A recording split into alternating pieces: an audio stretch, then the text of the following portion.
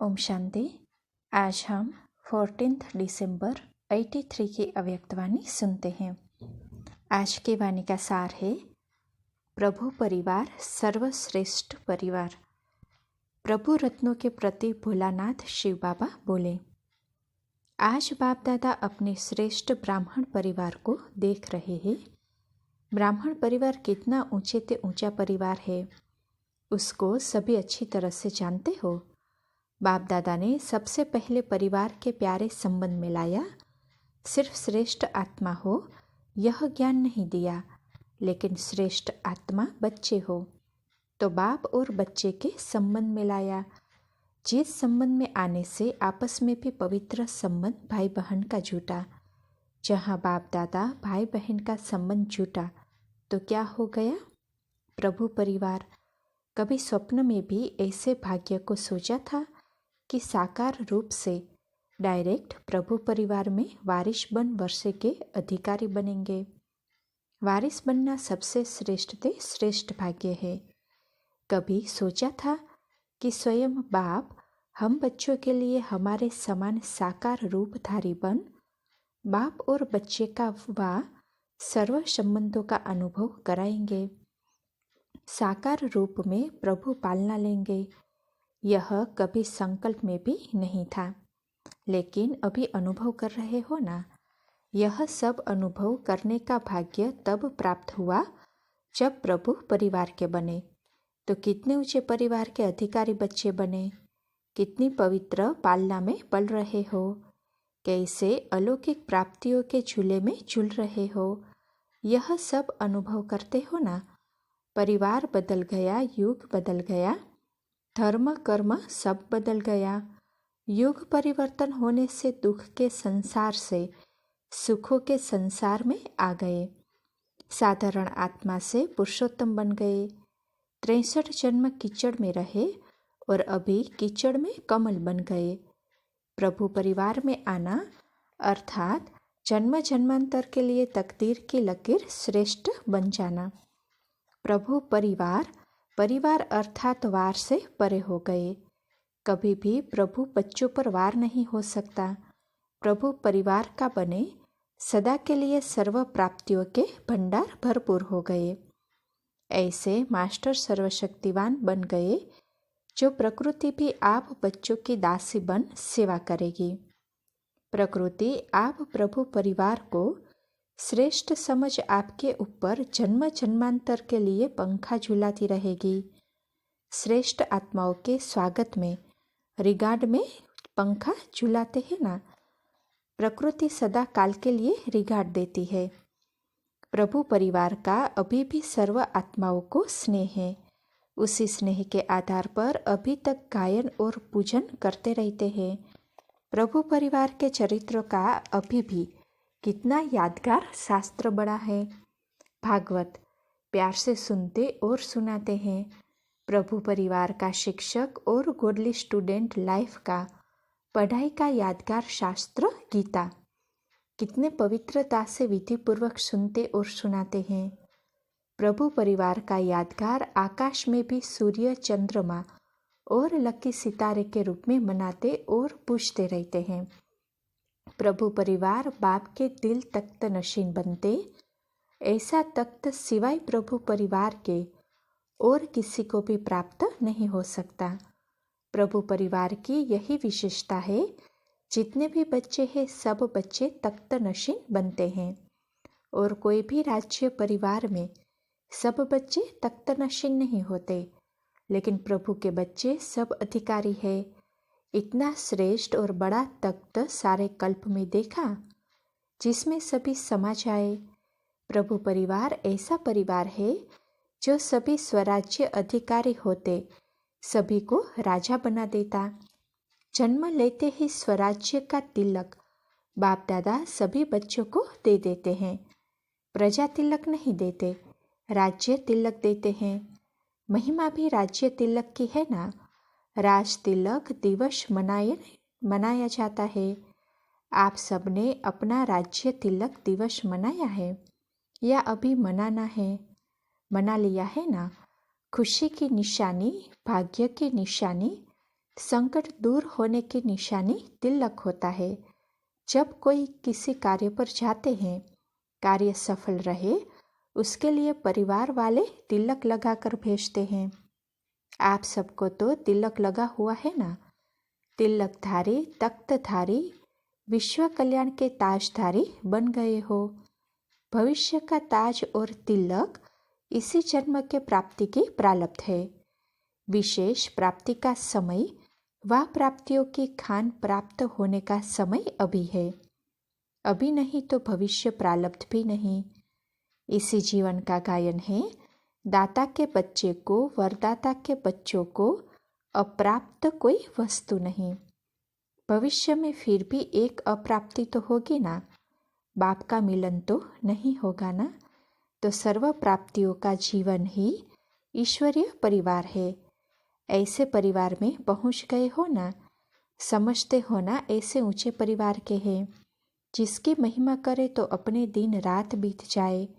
देखो भक्तों को कीर्तन गाते गाते कितने दिन और रात बीत जाते हैं, अभी तक भी गा रहे हैं। तो ऐसा नशा और खुशी सदा रहती है। मैं कौन, यह पहली सदा याद रहती है। विस्मृति स्मृति के चक्र में तो नहीं आते हो ना। चक्र से तो छूट गए ना। स्वदर्शन चक्रधारी बनना अर्थात अनेक हद के चक्करों से छूट जाना। ऐसे बन गए हो ना। सभी स्वदर्शन चक्रधारी हो ना। मास्टर हो तो मास्टर सब जानते हैं।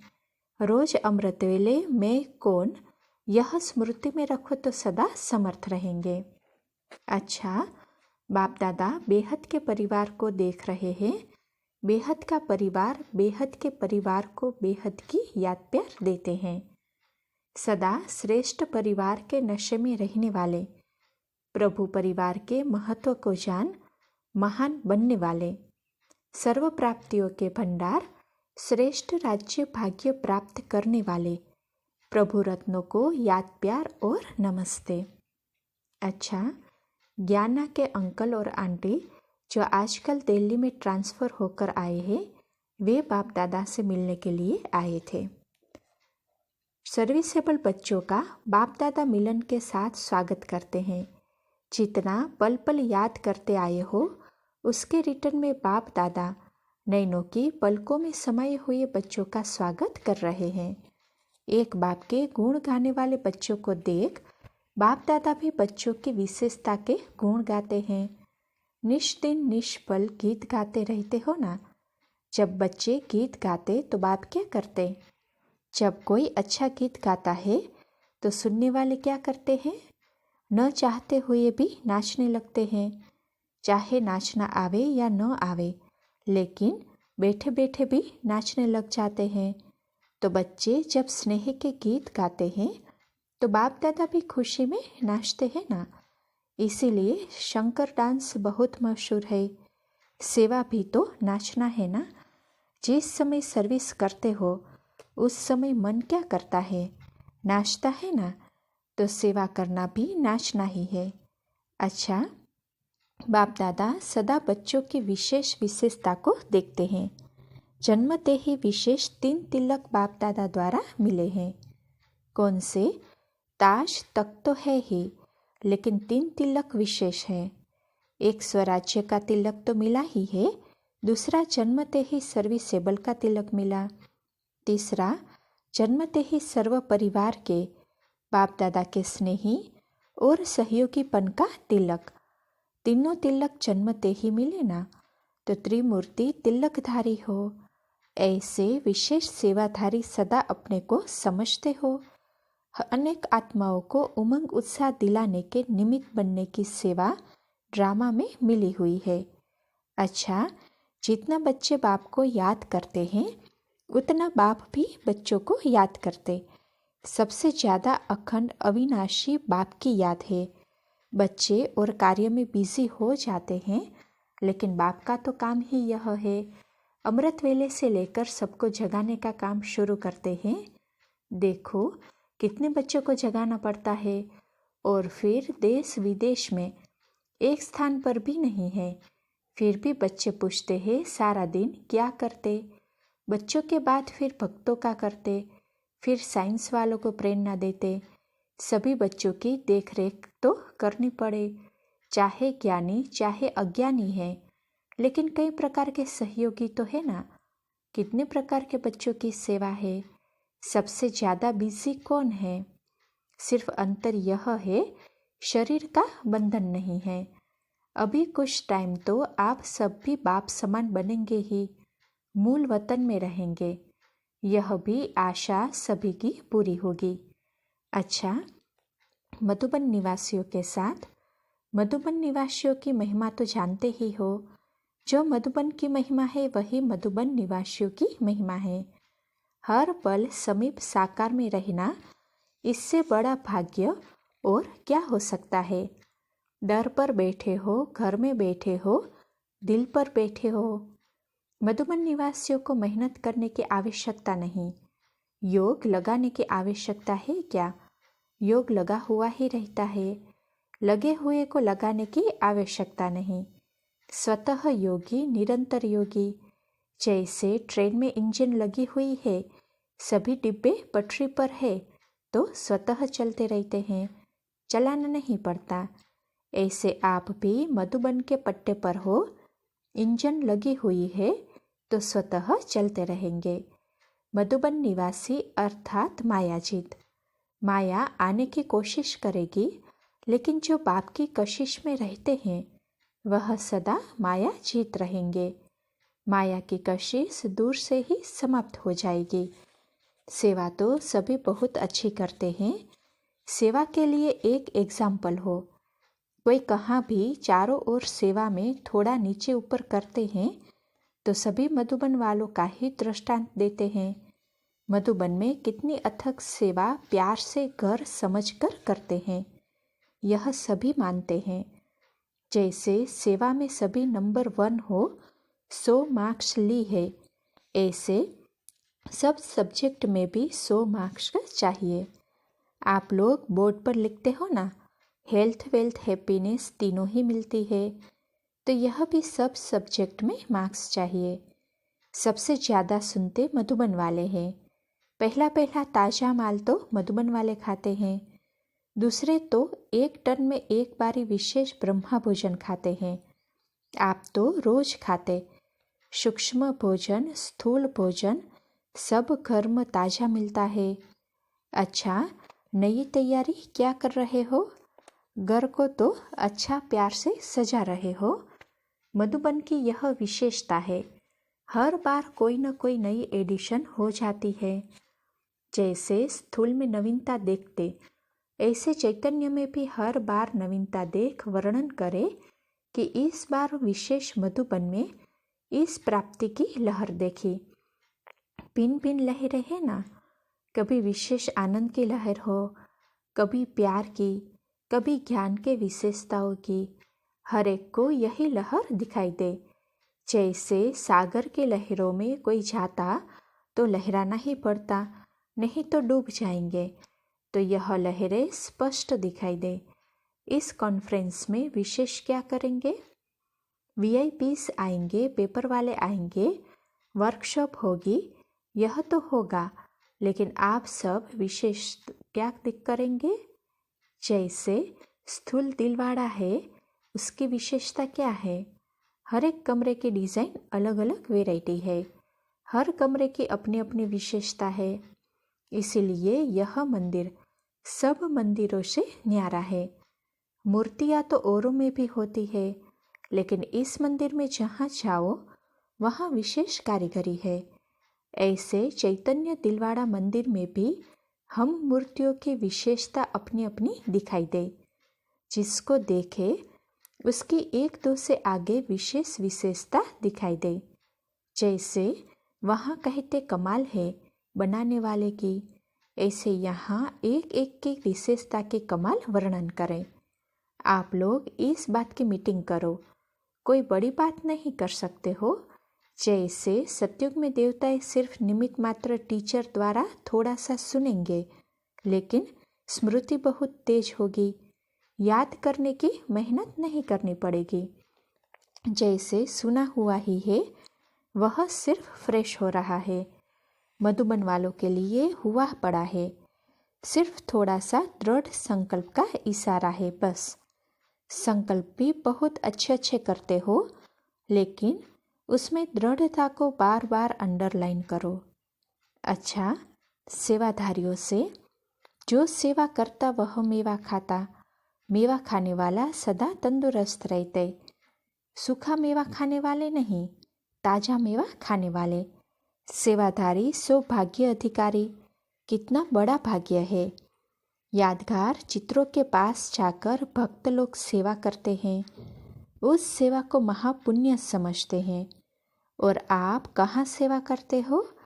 चैतन्य महातीर्थ पर।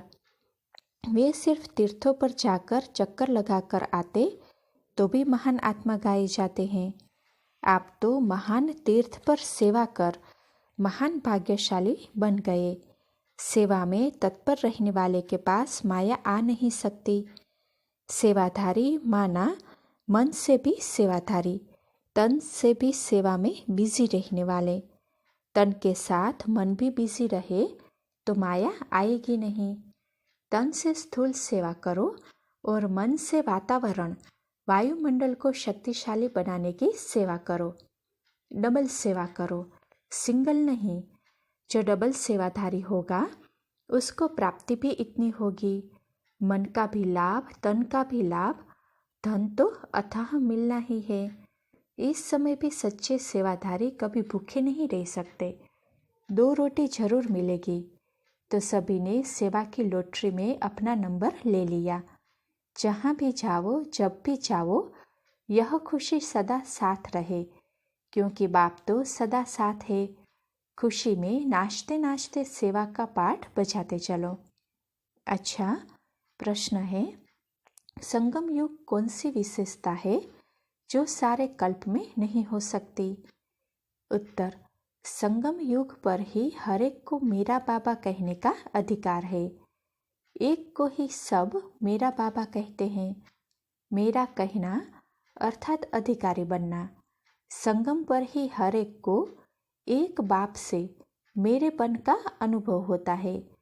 जहाँ मेरा बाबा कहा वहाँ वर्षे के अधिकारी बन गए। सब कुछ मेरा हुआ। हद का मेरा नहीं, बेहद का मेरा। तो बेहद के मेरेपन की खुशी में रहो।